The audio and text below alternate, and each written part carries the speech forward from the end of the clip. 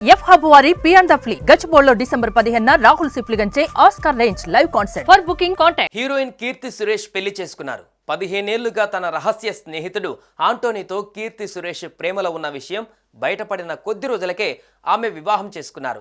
ఇన్నాళ్ళు అయినా ఈ విషయం బయటకు రాలేదు. ఎవరూ కనిపెట్టలేకపోయారు. సడన్ గా గత నెల వీరి ప్రేమ విషయం బయటపడింది.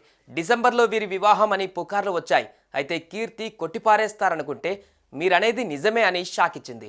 ఇప్పుడు హ్యాపీగా పెళ్లి చేసుకుంది.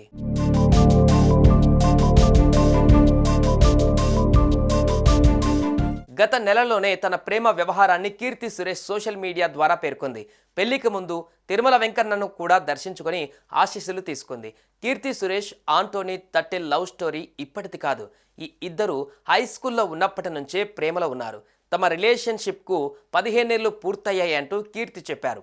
ఆంటోనీ కేరళలోని ప్రముఖ రిసార్ట్ చైన్కు ఓనర్ కాగా వీరిద్దరూ హిందూ సాంప్రదాయం ప్రకారం హ్యాపీగా మూడుముళ్ళ బంధంలో ఒకటయ్యారు.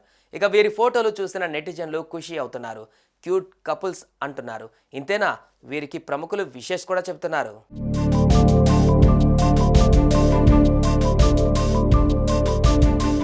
ఇక వీరి పెళ్లి ఫోటోలను పోస్ట్ చేస్తూ సమంత ఎమోషనల్ అయ్యారు.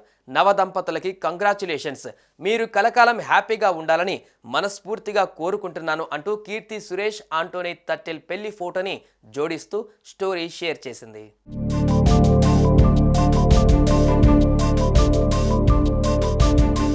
అటు natural star Nani social media వేదికగా కీర్తి సురేష్కి విషెస్ చెప్పారు.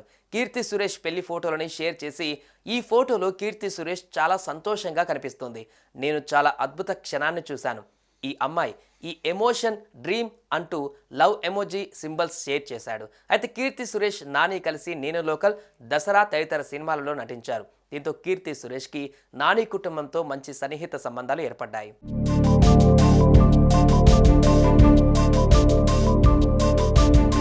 కీర్తికి ఉన్న ఫ్యాన్ బేస్ అంతా ఇంత కాదు. ముఖ్యంగా మహానటి సినిమా తర్వాత కీర్తి గ్రాఫ్ పెరిగిపోయింది.